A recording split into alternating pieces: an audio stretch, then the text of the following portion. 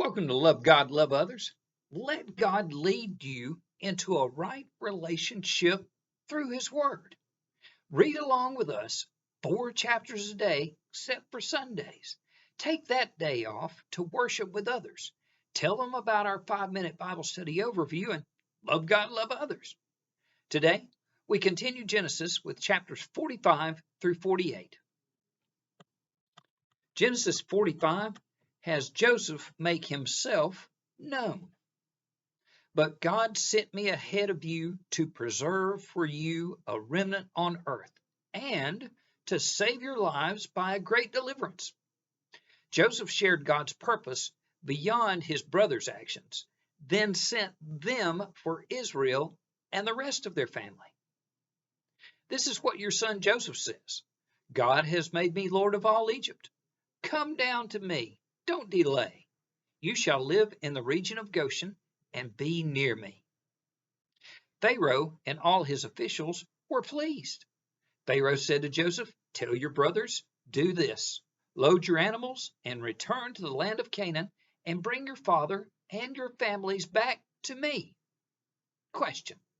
Am I looking for and following God's plan for me? Genesis 46 finds Israel setting out with God. I am the God of your father, he said. Do not be afraid to go down to Egypt, for I will make you into a great nation there. I will go down to Egypt with you, and I will surely bring you back again. And Joseph's own hand will close your eyes. God spoke to Israel in a vision. So Israel set out with all that was his, and when he reached Beersheba, he offered sacrifices to the God of his father Isaac. Just as Abraham and Isaac in Beersheba, he went to God first. Then, on arrival in Egypt, Joseph prepared them to be set apart when they spoke with Pharaoh. Your servants have tended livestock from our boyhood on, just as our fathers did. Well, afterward, they were allowed to settle in Goshen because shepherds are detestable to Egyptians. Question. Do I find God first or act without prayer? Genesis 47 details the famine's effects. Joseph said to the people, now that I have bought you and your land today for Pharaoh, here is seed for you so you can plant the ground. Joseph had their money, their livestock, their land, and now their servitude. However, he did not buy the land of the priests because they received a regular allotment from Pharaoh. When the time drew near for Israel to die, he said, do not bury me in Egypt, but when I rest with my fathers, carry me out of Egypt. And Joseph swore to bury him with them in Canaan. Question. Have I spoken in God's truth or my own misconception? Genesis 48 blesses Joseph's sons.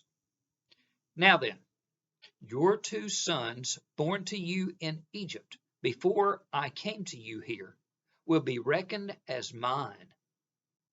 Ephraim and Manasseh will be mine, just as Reuben and Simeon are mine. Wow. Joseph's sons would each become a full tribe with full inheritance. May the God before whom my father Abraham and Isaac walked, the God who has been my shepherd all my life to this day, the angel who has delivered me from all harm, may he bless these boys. In your name will Israel pronounce this blessing. May God make you like Ephraim and Manasseh. So he put Ephraim ahead of Manasseh. Once again, the younger before the older. Question. Can I ever comprehend my full spiritual inheritance through Christ? God created you for a purpose. Search it out prayerfully. Do not be afraid, just believe. Allow him to lead you and bless you, then you can Love God, love others. Everything else is the opportunity to do these two. Until next time.